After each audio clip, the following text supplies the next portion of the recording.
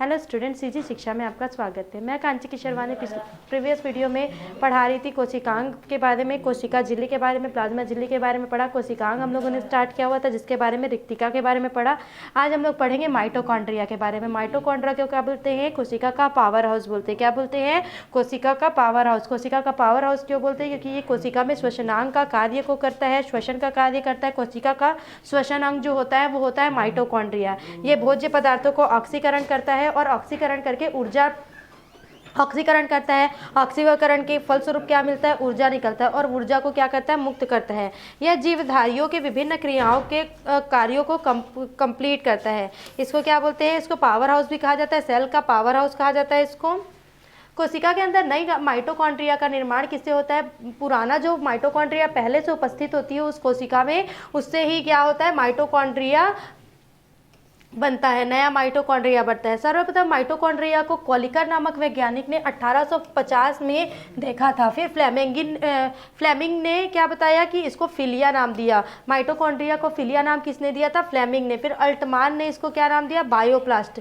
फिर माइटोकॉन्ड्रिया के विशिष्ट अध्ययन का श्रेय किसको जाता है? बेंडा नामक वैज्ञानिक को जाता है। इन्होंने ही सर्वप्रथम, बेंडा ने ही क्या बोला था? माइटोकॉन्ड्रिया को माइटोकॉन्ड्रिया नाम दिया गया था। इसे प्लास्टोसोम्स, प्लाज्मोसोम्स, वर्गिक्यूल्स, कॉन्ड्रियोसोम्स आदि नामों से भी पुकारा जाता है। अगर इसका कोशिका का देखेंगे, इसका कोशिका का अध्ययन करेंगे तो जेनस ग्रीन बी अभिरंजन द्वारा इसका अध्ययन किया जाता है। कैसे करते हैं इसका अभिरंजन? कौन से कलर से करते हैं? जेनस ग्रीन बी से किया जाता है।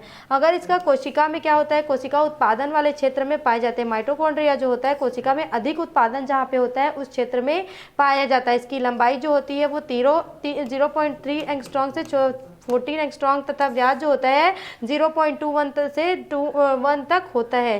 पादप कोशिकाओं में इसकी संख्या जो जंतुओं की तुलना में क्या होती है? जंतु कोशिका से कम होती है। अगर वितरण देखेंगे तो वितरण क्या होता है? ये यूकैरियोटिक कोशिका के कोशिका द्रव्य में पाए जाने वाला कोशिकांग होता है, जो प्रोकैरियोटिक में क्या होता है? इनका अभाव होता है। माइटोकॉन्ड्रिया की संरचना देखेंगे, अगर उसका अल्ट्रा स्ट्रक्चर देखेंगे तो कैसा होता है? इसका पैलेट और शोस्ट्रैंड नामक वैज्ञानिक ने 1940 और 50 में इलेक्ट्रॉन सूक्ष्मदर्शी से इसका अध्ययन किया। उसके बाद उन्होंने बताया कि जो माइटोकॉन्ड्रिया होता है वो द्विस्तरीय झिल्लियों द्वारा घिरा होता है और इसका जो बाहरी झिल्ली होता है वो क्या होता है? लचीला होता है। अंदर की झिल्ली क्या होती है? अनेक उभयर प्रवर्धन निकले होते हैं। मतलब देखो, इस प्रकार का संरचना होता है। ये 2 झिल्लियों द्वारा घिरा रहता है। 2 झिल्ली में से जो बाहर वाला झिल्ली जो होता है, बाहर का जो झिल्ली होता है वो लचीला होता है। अंदर का जो झिल्ली होता है उसमें प्रवर्ध निकले होते हैं इस प्रकार के।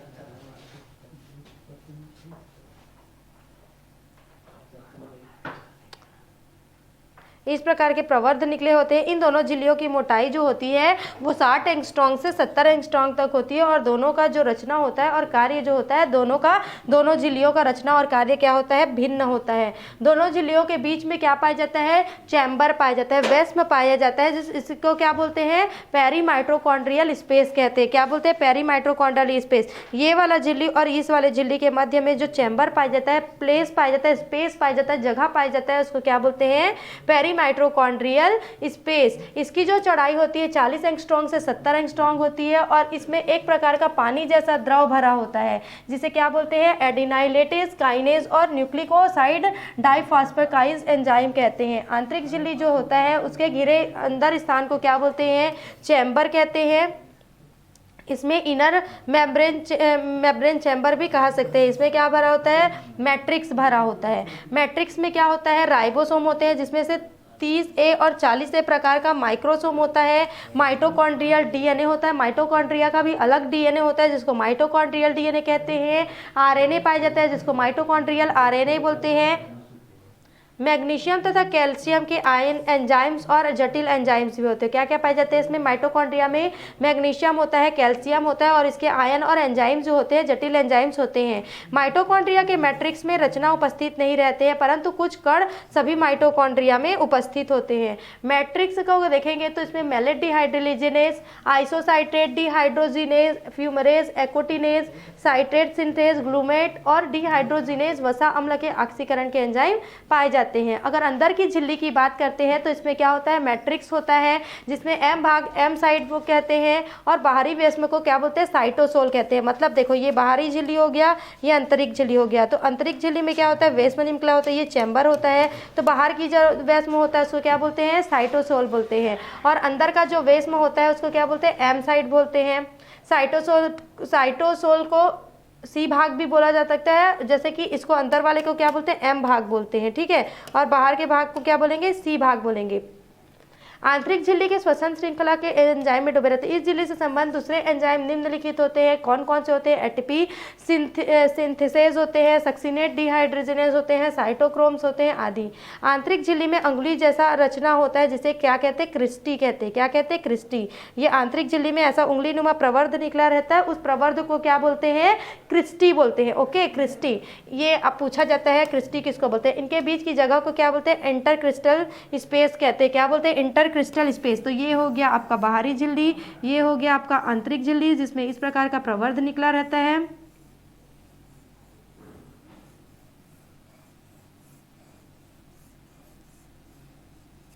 देखो ये क्या हो गया, आउटर मेम्ब्रेन, ये हो गया इनर मेम्ब्रेन, ये हो गया आपका एम साइड,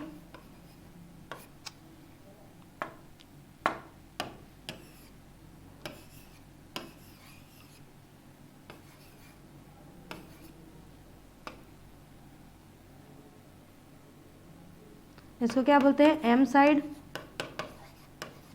इनर लेयर को बोलते हैं, इसको बोलेंगे सी साइड, साइटोसोल बोलेंगे। सी साइड एम साइड हो गया, इसको बोलेंगे चैम्बर। क्या बोलेंगे, चैम्बर। और इसको बोलेंगे क्रिस्टी। क्या बोलेंगे, क्रिस्टी। ये यहाँ पे आपको पढ़ा रहे हैं हम लोग, क्रिस्टी।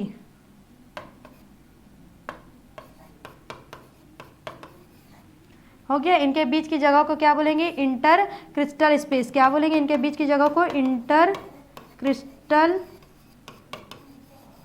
स्पेस।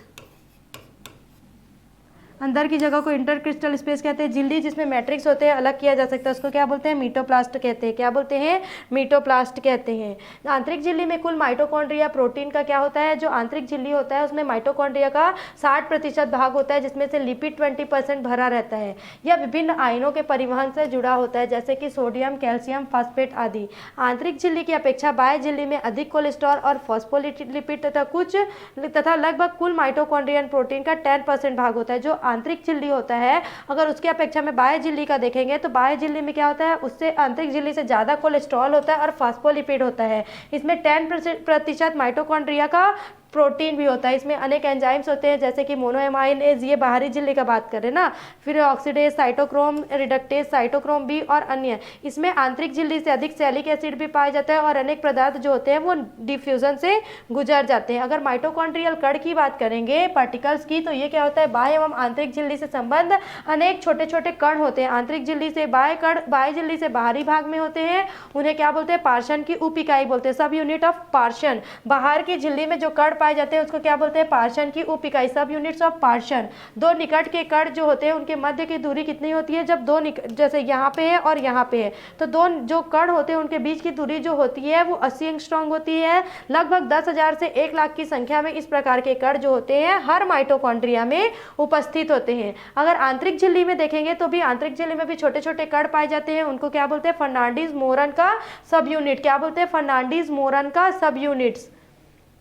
सन 1963 में सब यूनिट को उसके नाम को आविष्कारक फर्नांडीज मोरन के नाम पर दिया गया था। इन कणों को ऑक्सीसोम या F1 कण या इलेक्ट्रॉन ट्रांसपोर्ट कण कहते हैं। ये इलेक्ट्रॉन्स के ट्रांसपोर्टेशन का, इलेक्ट्रॉन के परिवहन का भी कार्य करते हैं, क्योंकि इसके आविष्कारक के पश्चात इन्होंने बताया कि इलेक्ट्रॉन के ट्रांसपोर्टेशन का कार्य या फॉस्फोरिलेशन का कार्य को आंतरिक झिल्ली में उपस्थित जो कण है वो करते हैं। इनमें एक बेस पीस होता है, एक स्टॉक होता है, जैसे कि ये बेस पीस ये हो गया है ना, हेड पीस होगा, ये हेड पीस बोलेंगे, एक वृत्त होगा और ये बेस पीस होगा। दो कणों के बीच की दूरी क्या होती है, इस प्रकार का कण होता है जो आंतरिक झिल्ली में उपस्थित होता है। दो कणों के बीच की दूरी क्या होती है, लगभग 100 एंगस्ट्रॉम होती है और इनमें 104 से 10 कण प्रति माइटोकॉन्ड्रिया उपस्थित रहते हैं। माइटोकॉन्ड्रिया में डीएनए जो होता है वो ग्वानिन एवं साइटोसिन की मात्रा अधिक पाई जाती है। माइटोकॉन्ड्रियल जो डीएनए होता है उसमें ग्वानिन और साइटोसिन की मात्रा अधिक पाई जाती है। इनमें सामान्य कोशिकीय आरएनए की तरह 3 प्रकार के आरएनए होते हैं, एमआरएनए, टीआरएनए और आरआरएनए। इसके राइबोसोम जो होते हैं सामान्य राइबोसोम की तुलना में छोटे होते हैं। माइटोकॉन्ड्रियल डीएनए में हिस्टोन नहीं पाया जाता है। ये है उसका संरचना माइटोकॉन्ड्रियल। इसका एल संरचना इस प्रकार का दिखाई देता है। इसमें इनर में लेयर होता है, inner chamber, interstitial space, DNA outer chamber, matrix, ribosome और इल्यूशन, सारे चीज़ को दर्शाया गया है। ये माइटोकॉन्ड्रिया और उसके पार्ट्स, जिसमें क्या होता है जो कण होते हैं आंतरिक झिल्ली में वो क्या होता है, हेड चीज होता है, स्टॉक होता है और बेस होता है। इस प्रकार का दिखाई देता है F1 पार्टिकल। फिर माइटोकॉन्ड्रिया की स्वायत्तता, ऑटोनॉमी ऑफ माइटोकॉन्ड्रिया। विभिन्न जो माइटोकॉन्ड्रिया होता है अलग कोशिकांगों से अलग करके क्या करता है, खुद का कार्य खुद भी करता है कुछ कुछ कार्य को। तो कौन कौन से कार्य करता है, जिससे इसमें डीएनए पाया जाता है। तो ये अपना द्विगुणन खुद कर सकता है, मतलब माइटोकॉन्ड्रिया नया माइटोकॉन्ड्रिया खुद से बना सकता है ना। एमआरएनए टीआरएनए भी उत्पादित करता है क्योंकि इसमें आरएनए भी पाए जाते हैं। अंगक में स्वयं राइबोसोम पाए जाते हैं। इसके अंग में क्या पाया जाता है, राइबोसोम उपस्थित होता है। इसके कुछ संरचनात्मक प्रोटीन जो संश्लेषण कर लेता है ना, कुछ एंजाइमों का भी संश्लेषण करता है। ये पूर्ण रूप से स्वायत्त नहीं होता है। इसकी संरचना और कार्यों का केंद्रक पर अपरोक्ष, इसको क्या होता है, ये हर कार्य तो कुछ कार्यों को कर सकता है लेकिन कुछ कार्यों के लिए क्या करता है, केंद्रक पर क्या करता है, डिपेंड करता है। ठीक है। माइटोकॉन्ड्रिया के स्वायत्तता के बाद देखते हैं हम लोग बाह्य झिल्ली और माइटोकॉन्ड्रिया के आंतरिक झिल्ली में क्या अंतर होता है। तो बाह्य झिल्ली क्या होती है, मुलायम होती है और चिकनी होती है। क्या होती है, मुलायम और चिकनी होती है। लेकिन आंतरिक झिल्ली क्या होती है, इसमें बहुत सारे कण पाए जाते हैं। ठीक है। तो ये खुरदुरी होती है, इसमें पोरिन या प्रोटीन स्तरित नलियाँ पाई जाती है बाह्य झिल्ली में। लेकिन आंतरिक झिल्ली क्या होता है, वाहक होता है और इसमें दूसरा अभिगमन प्रोटीन पाया जाता है। इसमें क्या होता है, बाह्य झिल्ली में एंजाइम जो होता है वो कम मात्रा में होता है, लेकिन आंतरिक झिल्ली में क्या होता है, एंजाइम की मात्रा अधिक होती है। इसके झिल्ली में फ्लोडिंग का अभाव होता है। जो बाह्य झिल्ली होती है वो प्लेन होती है और इसमें क्या होता है, उंगलीनुमा प्रवर्ध निकले होते हैं जिसको क्या बोलते हैं, क्रिस्टी बोलते हैं। ठीक है। इसमें क्या होता है, बाह्य झिल्ली में कोलेस्ट्रॉल और लिपिड ज़्यादा होता है और इसमें कार्डियोलिपिड पाया जाता है। इलेक्ट्रॉन परिवहन तंत्र ETS अनुपस्थित होता है, जबकि आंतरिक झिल्ली में इलेक्ट्रॉन परिवहन तंत्र पाया जाता है। नेक्स्ट है माइटोकॉन्ड्रिया का कार्य। माइटोकॉन्ड्रिया क्या करता है, श्वसन के विभिन्न चरण हेतु एंजाइम्स प्रदान करता है। जब हम लोग ब्रेथ लेते हैं, सांस लेते हैं, तो उसके लिए क्या करता है, एंजाइम्स देता है ना। जो उसका खुद का श्वसन करने का कार्य होता है वो हर श्वसनांग क्या करता है, श्वसन करता है। तो माइटोकॉन्ड्रिया जो श्वसन करता है उसका में से जो एंजाइम्स होता है वो हमको हेल्प करता है ब्रीथिंग के लिए। ग्लाइकोलिसिस को छोड़ देने से क्रेब्स चक्र के एंजाइम्स इसके मैट्रिक्स में तथा ऑक्सीडेटिव फॉस्फोरिलेशन से संबंधित एंजाइम जो होते हैं इसके आंतरिक झिल्ली में उपस्थित होते हैं। हम लोग क्रेब्स साइकिल पढ़ेंगे। उस क्रेब्स साइकिल में जो ग्लाइकोलिसिस होता है, ग्लाइकोलिसिस चक्र होता है। क्रेब्स साइकिल बहुत बड़ा साइकिल होता है, उसमें ग्लाइकोलिसिस भी एक साइकिल होता है। तो उसमें अगर ग्लाइकोलिसिस को छोड़ देंगे तो जो एंजाइम होते हैं वो मैट्रिक्स में तथा ऑक्सीडेटिव फॉस्फोरिलेशन में संबंधित एंजाइम्स होते हैं। फिर है ऊर्जा भंडार गृह के रूप में ये क्या करता है, एटीपी। इसमें क्या होता है, एटीपी ऊर्जा स्रोत के रूप में संश्लेषण श्वसन के क्रम में माइटोकॉन्ड्रिया में होता है। माइटोकॉन्ड्रिया एटीपी उपयोग स्थल पर जाकर एडीपी तथा फास्फोरिक अम्ल में विखंडित होकर ऊर्जा प्रदान करते हैं। इसलिए इसको क्या बोलते हैं, ऊर्जा का भंडार गृह। इसको क्या बोलते हैं, the store house of energy या पावर हाउस भी बोलते हैं, कोशिका का ऊर्जा गृह बोलते हैं। ठीक है। लिपिड संश्लेषण के लिए एंजाइम। माइटोकॉन्ड्रिया में विभिन्न प्रकार के लिपिड के संश्लेषण से संबंधित बहुत कुछ एंजाइम पाए जाते हैं। इसमें वसा की अतिरिक्त मात्रा संचित रहती है। इसमें क्या होता है, कोलेस्ट्रॉल जो होता है बाहर का जो झिल्ली होता है, बाह्य झिल्ली, उसमें बहुत ज़्यादा मात्रा में कोलेस्ट्रॉल पाया जाता है। ये क्या करता है, अंकुरण बीज को जो बीजों में अंकुरण होता है उसके लिए ये क्या होता है, महत्वपूर्ण होता है। उसके बाद माइटोकॉन्ड्रिया, इतना ये मस्ट इंपॉर्टेंट है। इस रिलेशन से आपको माइटोकॉन्ड्रिया को पूछ सकता है, इसलिए माइटोकॉन्ड्रिया को बहुत अच्छे से पढ़ेंगे और इसका स्ट्रक्चर भी आप अच्छे से बनाएंगे। नेक्स्ट है आपका लवक, जिसको बोलते हैं प्लास्टिड। ये क्या करता है, प्रकाश संश्लेषी पादपों में युग्लिना जैसे जंतुओं में पाया जाता है। यह भी द्विस्तरीय डबल लेयर्ड कोशिकांग होता है ना। ये भी क्या होता है, लवकों से विभाजन के फलस्वरूप बनता है। इनमें क्या होते हैं, डीएनए होते हैं और आरएनए होते हैं। क्या होते हैं, डीएनए और आरएनए होते हैं। इसको क्या बोलते हैं, अर्ध स्वनियंत्रित। ये अपना कंट्रोल आधा तो कर सकते हैं, आधा दूसरे के ऊपर क्या होता है, डिपेंडेंट होता है। ये क्या, जो लवक जो होता है वो पिगमेंट, इसमें पिगमेंट पाया जाता है, वर्णक पाया जाता है, पिगमेंट्स होते हैं। या वर्णकों की प्रकृति के आधार पर जो वर्णक पाए जाते हैं लवक में, उनकी प्रकृति के आधार पर लवकों को, प्लास्टिड्स को अलग अलग प्रकार में बांटा जा सकता है। पहला है अवर्णीय लवक क्या है, अवर्णीय लवक। यह वर्णक विहीन प्लास्टिड होते हैं जो अवर्णीय, अवर्णीय का मतलब क्या हो गया, उसमें वर्णक नहीं पाया जाता है, ठीक है, जिनमें सूर्य का प्रकाश नहीं पहुंचता है, जैसे कि भूमिगत भाग, वायवीय ऊतक के गहरे भाग, या भोज्य पदार्थों को एकत्रित संग्रहित करता है, जिससे आधार को 3 प्रकार में वर्गीकृत किया गया। अवर्णीय लवक को भी 3 भागों में बांटा गया है, जिसमें से है मंड लवक, एमाइलोप्लास्ट बोलते हैं। इसमें स्टार्च का संग्रहण होता है। एमाइलो मंड, मंड मतलब होता है स्टार्च, स्टार्च का संग्रहण तैलद लवक। अगर स्टार्च का संग्रहण किस किस प्रकार से होता है, तो तैलद लवक, इसमें वसा का संग्रहण होता है। एल्यूरोप्लास्ट, इसमें प्रोटीन का संग्रहण होता है। फिर है दूसरा वर्णी लवक या क्रोमोप्लास्ट। वर्णी मतलब क्या हो गया, कलर, अलग अलग कलर पाए जाते हैं ना, तो हरे रंग को छोड़कर किसी अन्य रंग के प्लास्टिड को क्या बोलते हैं, क्रोमोप्लास्ट बोलते हैं। हरा रंग का कलर को छोड़ देंगे अगर, तो और जितने भी कलर होते हैं उसको क्या बोलते हैं, वर्णी लवक बोलते हैं, क्रोमोप्लास्ट बोलते हैं। यह फल की भित्ति और पुष्पों के दल पुंज में भी पाया जाता है। फिर है हरित लवक। हरित लवक क्या होता है, क्लोरोप्लास्ट, इसको क्या बोलते हैं, क्लोरोप्लास्ट। जिसमें क्लोरोप्लास्ट ज्यादा होता है उसको क्या बोलते हैं, पर्णहरित। सामान्यतः प्रकाश संश्लेषी वाले पौधे जो होते हैं उसमें जो लवक होता है वो हरित लवक होता है, और उसके दल, पुष्प या फल में उनकी कोशिकाओं में किस प्रकार का लवक पाया जाता है, तो उसमें क्रोमोप्लास्ट का लवक पाया जाता है। एमाइयोप्लास्ट और इलियोप्लास्ट का ये है डायग्राम, इस प्रकार का दिखाई देता है।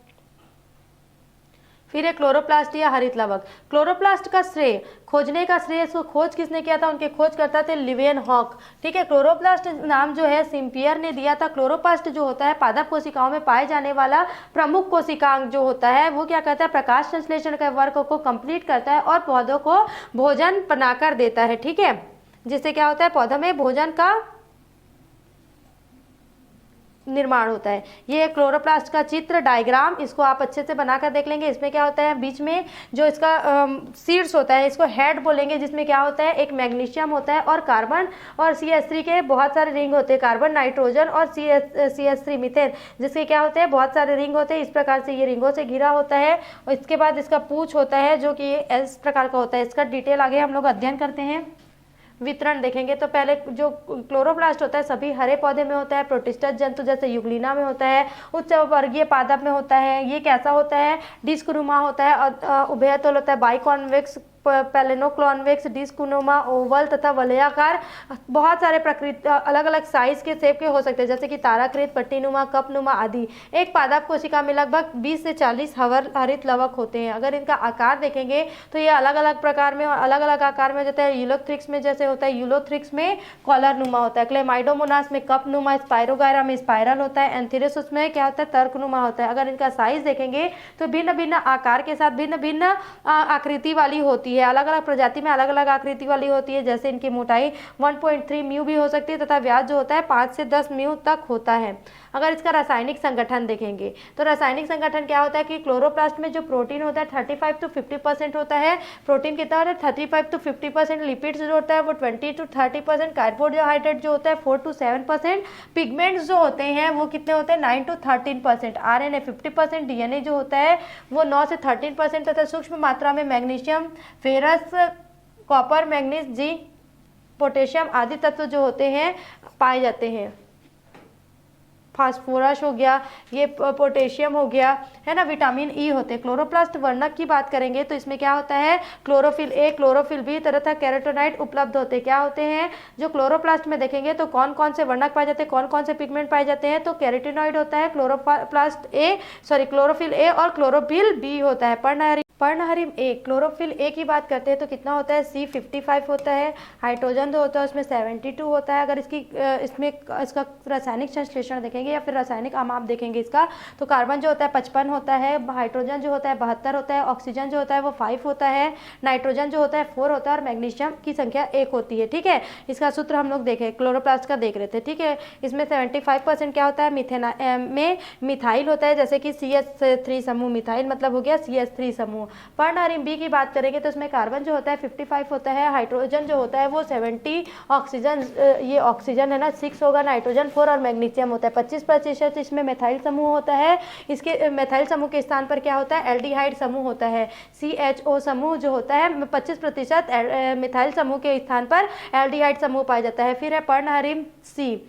अगर क्लोरोफिल सी की बात करेंगे तो इसमें कार्बन जो होता है 35, हाइड्रोजन 32, ऑक्सीजन 5, नाइट्रोजन 4 और मैग्नीशियम होता है। इसमें क्या होता है, बेसिलियोफाइसी नामक व फियोफाइसी नामक पर्णहरिम बी के स्थान पर पाया जाता है। पर्णहरिम डी की बात करेंगे तो कार्बन जो होता है 54 होता है, हाइड्रोजन जो होता है 70, ऑक्सीजन जो होता है 6 होता है और नाइट्रोजन जो होता है 4 मैग्नीशियम। कुल इस रोडोफाइसी में पर्णहरिम डी पाया जाता है।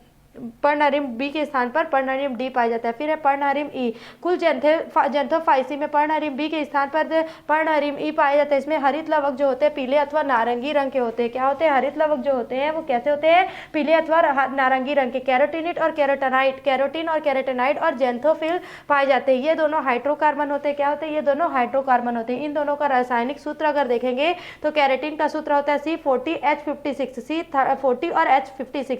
जेंथोफिल का देखेंगे तो C40H56 और ऑक्सीजन जो होता है 2 होता है। उपयुक्त वर्णों के अलावा हरित लवक में क्या क्या पाया जाता है, फाइकोबिलिन वर्णक होता है जो सहायक वर्णक के रूप में पाया जाता है, फाइको इरिथ्रिन होता है, फाइकोसाइनिन होता है, फाइकोबिलिन होता है आदि। इसके साथ साथ क्या होता है, ये पत्तियों में क्लोरोफिल की अधिकता के कारण क्या होता है, पत्तियां जो होती है हरी दिखाई देती है। लेकिन इसमें केरोटोनाइड भी होता है जो उम्र बढ़ने के बाद दिखाई देता है, इसलिए पत्ते जो होते हैं बूढ़े होने के बाद पीले रंग की दिखाई देते हैं। अगर हरित लवक की परा संरचना देखेंगे, अल्ट्रा स्ट्रक्चर देखेंगे तो मेयर नामक वैज्ञानिक ने क्या किया था, इलेक्ट्रॉन सूक्ष्मदर्शी की सहायता से इसका अध्ययन किया था। तो इसमें कितने समूह होते हैं, इसमें 3 झिल्ली होती है और स्ट्रोमा से मिलकर बना होता है। हरित लवक के परा संरचनात्मक निम्न है। पहला, सीमा निर्धारक झिल्ली, लिमिटिंग मेम्ब्रेन। क्या बोलते हैं, यह प्रत्येक क्लोरोप्लास्ट के चारों ओर लाइपोप्रोटीन की बनी दोहरी झिल्ली पाई जाती है। प्रत्येक क्लोरोप्लास्ट जो होता है उसके चारों ओर क्या होता है, लाइपोप्रोटीन की बनी हुई दोहरी झिल्ली पाई जाती है। इसके आवरण उपस्थित होता है। प्रत्येक झिल्ली की मोटाई जो होती है वो 40 एंगस्ट्रॉन्ग से 60 एंगस्ट्रॉन्ग होती है। क्या होती है, प्रत्येक झिल्ली की मोटाई 40 एंगस्ट्रॉन्ग से 60 एंगस्ट्रॉन्ग तक होती है। इन दोनों झिल्ली के बीच में क्या होता है, एक रिक्त स्थान होता है जिसे क्या बोलते हैं, पेरिप्लास्टिडियल स्पेस कहते हैं। क्या बोलते हैं, इन दोनों झिल्ली के इस बीच के स्थान को पेरिप्लास्टिडियल स्पेस क्या बोलते हैं, पेरिप्लास्टिडियल स्पेस, जिसकी चौड़ाई कितनी होती है, 25 से 75 एंगस्ट्रॉन्ग तक होती है। ये दिखाई देता है, इस प्रकार का अल्ट्रा स्ट्रक्चर दिखाई देता है ग्रेना और क्लोरोप्लास्ट का। ये क्लोरोप्लास्ट का स्ट्रक्चर, ये है ग्रेना का स्ट्रक्चर। अधात्री या मैट्रिक्स, इसमें क्या पाया जाता है, अधात्री पाया जाता है। मैट्रिक्स लिक्विड होता है जिसको क्या बोलते हैं, प्रोटीन युक्त जलीय पारदर्शी भरा होता है जिसे क्या बोलते हैं, मैट्रिक्स या स्ट्रोमा। ठीक है, स्ट्रोमा में स्टार्च कण एवं ऑस्मोफिलिक की बूंदें भरी होती है। ग्रेना, छोटी बेलनाकार रचनाएं उपस्थित रहती है जिन्हें ग्रेना कहते हैं। ये क्या होता है, देखो छोटी बेलनाकार संरचनाएं हैं जो क्लोरोप्लास्ट में प्रेजेंट है, उसको क्या बोलेंगे, ग्रेना बोलते हैं। एक क्लोरोप्लास्ट में 40 से 60 ग्रेना पाए जाते हैं। प्रत्येक ग्रेना में बहुस्तरीय डिस्क के आकार की थैलीनुमा संरचना स्थित होती है। थैली के जैसा दिखाई देता है इसलिए थैलीनुमा संरचना बोलते हैं, है ना। ये क्या होता है, ग्रेना कहते हैं इसको, जिन्हें थैलेक्वाइड भी कहते हैं। जो डिस्क नुमा संरचना होता है मतलब गड्डी होता है उसको क्या बोलते हैं, थैलेक्वाइड बोलते हैं। एक ग्रेना में थैलेक्वाइडों की संख्या 2 से 10 तक होती है। सभी ग्रेना आपस में झिल्ली नुमा नलिकाओं के द्वारा जुड़े रहते हैं। देखो ये क्या है, सभी जो ग्रेना है वो एक झिल्ली नुमा संरचनाओं के द्वारा जुड़े हुए हैं। ठीक है, जिन्हें क्या बोलते हैं, स्ट्रोमर, लैमेलिया, फ्रेट या स्टोमा थैलेक्वाइड कहते हैं। फिर है, अगर इसका आंतरिक संरचना देखेंगे तो ये क्या होता है, लंबे तथा 100 एंगस्ट्रॉन्ग व्यास के कण पाए जाते हैं जिन्हें क्या बोलते हैं, क्वांटासोम्स कहते हैं। जो प्रकाश ऊर्जा को रासायनिक ऊर्जा में, इनको क्या बोलते हैं, इनका जो कण होता है इसको क्या बोलते हैं, क्वांटासोम्स बोलते हैं, जो प्रकाश ऊर्जा को रासायनिक ऊर्जा में चेंज कर देते हैं और जिससे ही क्या होता है, ये कार्य प्रकाश संश्लेषण की क्रिया में सहायक होता है। क्लोरोप्लास्ट में लिपिड व प्रोटीन के अतिरिक्त राइबोसोम्स पाया जाता है जो 17S प्रकार का होता है। इसमें क्या होता है, द्विसूत्रीय वलयाकार, इसमें भी डीएनए, आरएनए और स्टार्च के कण जो होते हैं वो प्रेजेंट होते हैं। अगर इसकी स्वायत्तता देखेंगे, मतलब स्वयं का काम कैसे कर सकता है, अगर उसके बारे में देखेंगे तो ये स्वयं का डीएनए पाया जाता है इसमें, है ना, और ये नग्न होता है, इसमें झिल्ली नहीं होती है, इसमें क्या होता है, रेप्लिकेशन होता है। ये दोनों क्रियाओं को प्रदर्शन करता है। इसमें राइबोसोम पाया जाता है 17S प्रकार का, कुछ प्रोटीन्स होते हैं, कुछ एंजाइम्स भी होते हैं जो पाए जाते हैं, जो क्या करता है, स्वयं उत्पादन करने की क्षमता करता है। mRNA में निहित सूचनाओं का अनुवादित करता है, ट्रांसलेट करता है। नए हरित लवक का निर्माण पुराने हरित लवक के विभाजन से हो सकता है क्योंकि इसमें डीएनए पाया जाता है। अगर इनके कार्य देखेंगे क्लोरोप्लास्ट के, क्लोरोफिल का प्रमुख कार्य क्या होता है, प्रकाश संश्लेषण करके पादप में भोज्य पदार्थ का निर्माण करना। ये क्या करता है, ये हम लोगों ने अभी पढ़ा पढ़ा कि ये प्रकाश ऊर्जा को रासायनिक ऊर्जा में बदल देता है। ठीक है, यही चीज़ है। जैसे ये ग्लूकोज का निर्माण करता है, जो सहायक क्या करता है, श्वसन की क्रिया में सहायक होता है।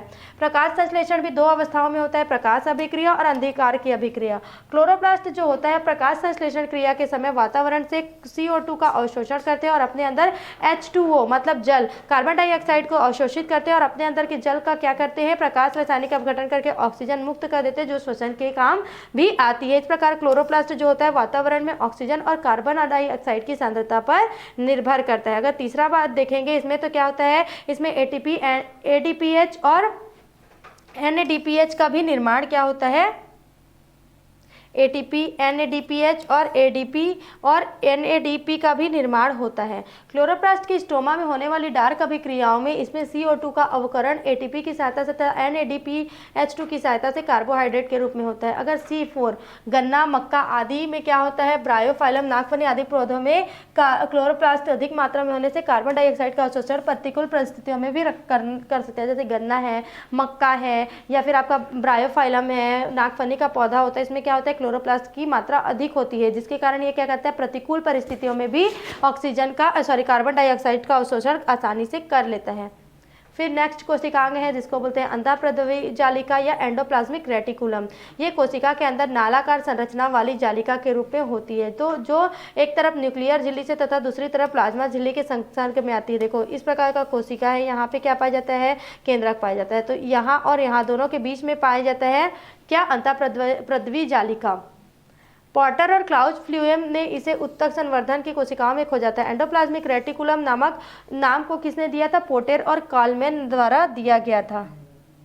इस प्रकार का दिखाई देता है ये नलिका का, ये 3 अलग अलग प्रकार का होता है ना, 3 प्रकार की रचनाएं होती है। अगर इसकी देखेंगे तो ट्यूबेल्स ऐसे गोलाकार संरचना होता है, उसके ऊपर दाना होता है, कड़ होता है, वेसिकल्स नलाकार संरचना होता है, या फिर इस प्रकार का बेलनाकार संरचना होता है। ठीक है, 3 प्रकार की अगर इसकी अवस्थाएं या संरचनाएं देखेंगे तो 3 प्रकार का पाया जाता है, जिसको सिस्टर्नी, नलिकाएं और आशय कहते हैं। क्या क्या कहते हैं, सिस्टर्नी, इसको बोलेंगे सिस्टर्नी, नलिकाएं और आशय क्या बोलेंगे, सिस्टर्नी, ट्यूबल्स और वेसिकल्स, अलग अलग नाम है इसके। वितरण, अगर इसका वितरण देखेंगे तो ये क्या पाया जाता है, भ्रूणीय कोशिकाओं में एक्स सेल तथा लाल कण की कोशिकाओं को छोड़कर प्रायः अन्य सभी प्रकार की कोशिकाओं में पाई जाती है, लेकिन प्रोटीन निर्माण से संबंधित कोशिकाओं में यह अधिक स्पष्ट रूप से दिखाई देती है। इसकी अगर प्ररा संरचना की बात करेंगे तो इलेक्ट्रॉन सूक्ष्मदर्शी में ये 3 प्रकार के दिखाई देते हैं, सिस्टर्नी, नलिकाएं और आशय, 3 प्रकार के दिखाई देंगे। सिस्टर्नी क्या होता है, इन्हें लैमेली भी कहते हैं। ये लंबा होता है, चपटा होता है, बेलनाकार होता है, अशाखित होता है और इसमें ट्यूबल्स से बनते हैं। ये क्या होता है, इसमें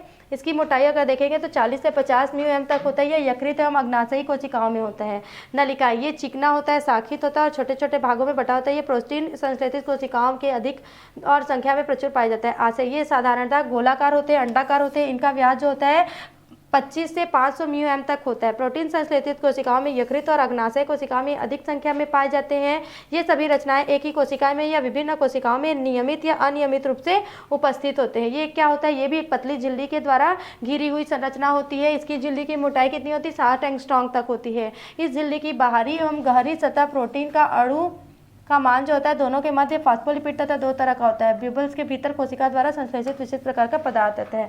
अगर अंतःप्रद्रवी जालिका के प्रकार देखेंगे तो इसमें राइबोसोम की उपस्थिति और अनुपस्थिति के आधार पर एंडोप्लाज्मिक रेटिकुलम जो होता है वो 2 प्रकार का पाया जाता है। एंडोप्लाज्मिक रेटिकुलम में क्या होता है और राइबोसोम उपस्थित होता है, तो इसके आधार पर 2 प्रकार का होता है। एक होता है रुक्ष अथवा कणिका में अंतःप्रद्रवी जालिका, जिसमें क्या होते हैं, राइबोसोम लगे होते हैं। यह क्या होता है, इसको क्या बोलते हैं, रफ भी बोलते हैं, रफ या फिर रेगुलर ग्रेनुलर एंडोप्लाज्मिक रेटिकुलम बोलते हैं, जो उन कोशिकाएं पाई जाती है जो प्रोटीन संश्लेषण का कार्य करती है। उदाहरण है एंजाइम स्रावित करने वाली कोशिकाएं, कणिका। फिर दूसरा है आपका,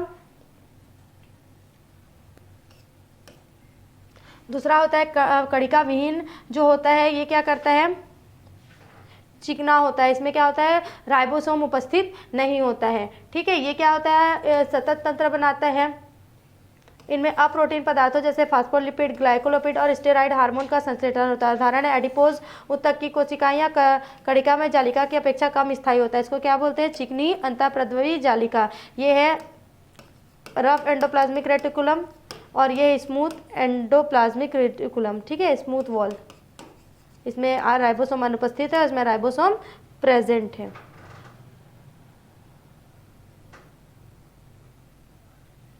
इसमें क्या होता है, मेंढक की रेटिना में भी पाया जाता है। स्मूथ जो होता है, स्मूथ एंडोप्लाज्मिक रेटिकुलम जो होता है, ये सिस्टर्नी के रूप में ज़्यादा पाया जाता है। उदाहरण है अग्नाशयी कोशिकाओं में, थायराइड कोशिकाओं की में अंतःप्रद्रवी जालिका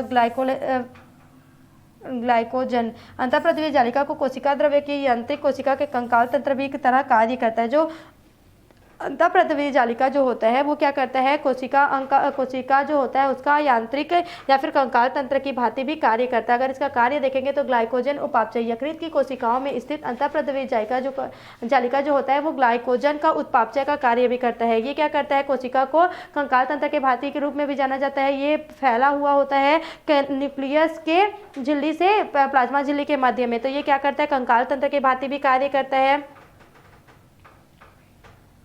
पदार्थों का विनिमय करता है। ये जालिका, ये क्या होता है, ट्यूबेल्स होता है, वैक्यूल्स, वेसल्स होता है। तो ये क्या करता है, पदार्थों को जालिका में परासरणीय गुण के द्वारा क्या करता है, आवागमन का भी कार्य को करता है। फिर है कोशिकीय उपापचय और एंजाइमेटिक क्रियाएं। यह कोलेस्ट्रॉल तथा स्टेरॉइड हार्मोन के उपापचय में भाग लेती है। अंतःप्रद्रवी जालिका की झिल्ली में क्या पाया जाता है, cytochrome C reductase cytochrome coenzyme पाए जाते हैं। एंडोप्लाज्मिक रेटिकुलम एवं अनेक अभिक्रियाओं में भाग लेती तथा विभिन्न औपचारिक क्रियाओं के लिए सत्ता प्रदान करती है।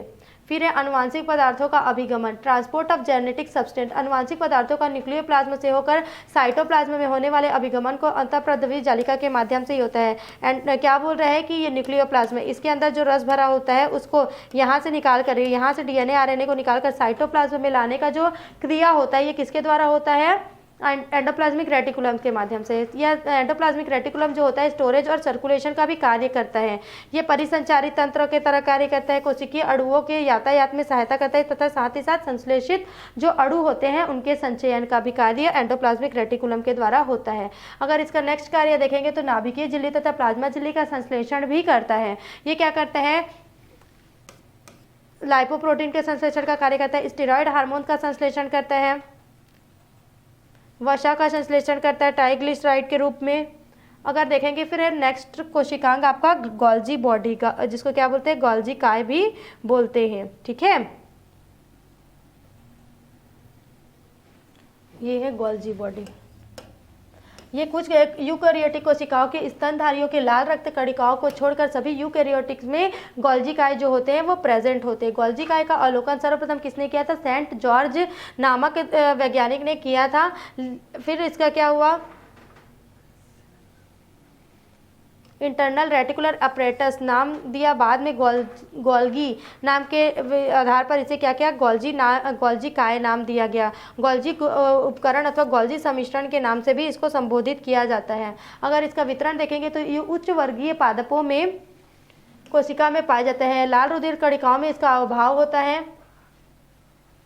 स्रावी कोशिका जो होते हैं इनमें ये पूर्ण रूप से पाया जाता है। गोल्जी काय की पराग संरचना देखेंगे तो कैसा दिखाई देता है, इसमें 3 संरचनाओं से मिलकर बना होता है। तस्तरी नुमा दिखाई देता है, चपटे कोश या सिस्टर्नी, वेसिकल्स और वैक्यूल्स, रिक्तिकाएं या आशय। 3 प्रकार का होता है। चपटे कोश या सिस्टर्न, ये लंबे नलिकाकार या सूत्रवत चपटे कोश होते हैं जो कि एक दूसरे के समानांतर पट्टे के रूप में व्यवस्थित होते हैं, इस प्रकार से।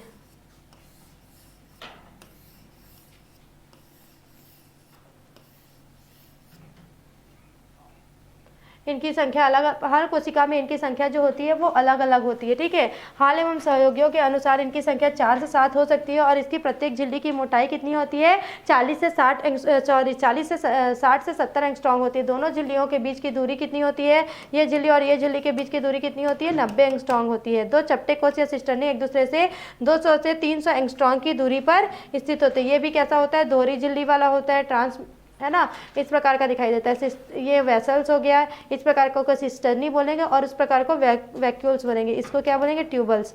ये गोल्जी सम्मिश्रण, गोल्जी कॉम्प्लेक्स का चित्र देखो। अगर इसको अलग अलग से समझेंगे तो किस प्रकार का दिखाई देता है, ये ट्रांसमिशन वेसल्स, जिसको क्या बोलते हैं, सेक्रेटरी वेसल्स बोलेंगे, सिस्टर्नी बोलेंगे, इंटरनल स्पेस इस प्रकार का होता है। इसके बीच में जो स्पेस होता है उसको क्या बोलते हैं, इंटरनल स्पेस बोलते हैं। गोल्जी कॉम्प्लेक्स में सिस्टर्नी होते हैं जो क्या करते हैं, फॉर्मिंग फेज कहा जाता है, जिसको क्या बोलते हैं, फॉर्मिंग फेज कहा जाता है। ये एंडोप्लाज्मिक रेटिकुलम से संबंध होते हैं। इसमें स्मूथ वेसिकल्स होते हैं, है ना, जिसमें क्या पाया जाता है,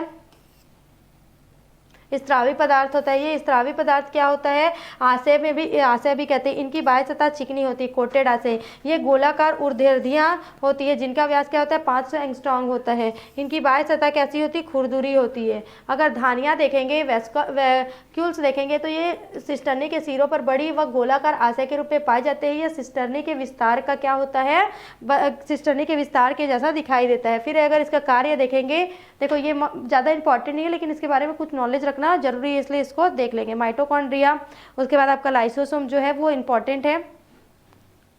और आप इसके पहले जो हम लोगों ने पढ़ा क्लोरोप्लास्ट पढ़ा माइटोकॉन्ड्रिया में, वो सब इंपॉर्टेंट है, ठीक है।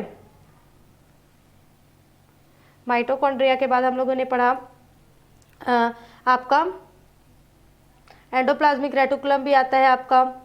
एंडोप्लाज्मिक रेटिकुलम के बाद क्या होगा आपका,